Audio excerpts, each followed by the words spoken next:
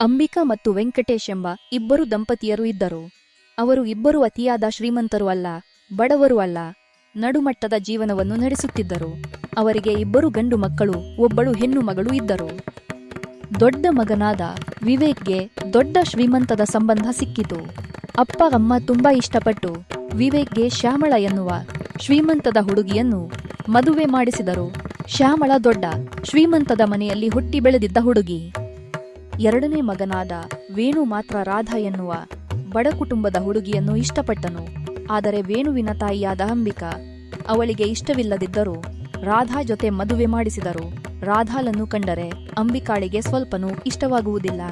ಇನ್ನು ಈ ಮನೆಯಲ್ಲಿ ಬಾಕಿ ಇರುವುದು ಅಂಬಿಕಾ ಅವಳ ಮಗಳಾದ ಕಲ್ಯಾಣಿ ಮಾತ್ರ.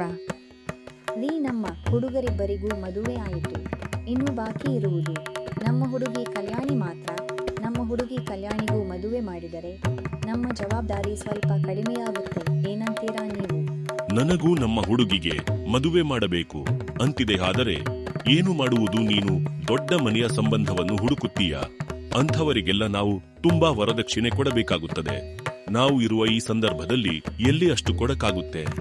ಯಾಕೆರಿ ಈ ತರ ಹೇಳುತ್ತಿದ್ದೀರಾ? ನಮಗೆ ಕಲ್ಯಾಣಿಗಿಂತ ಮುಂಚೆನೆ ಇಬ್ಬರು ಗಂಡು ಮಕ್ಕಳು ಹುಟ್ಟಿದ್ದಾರೆ. ಅದನ್ನು ನೀವು ಮರೆತು ಬಿಡ್ತೀರಾ? ಅವರು ಅವರ ತಂಗಿಗೆ ಖರ್ಚು ಮಾಡುತ್ತಾರೆ.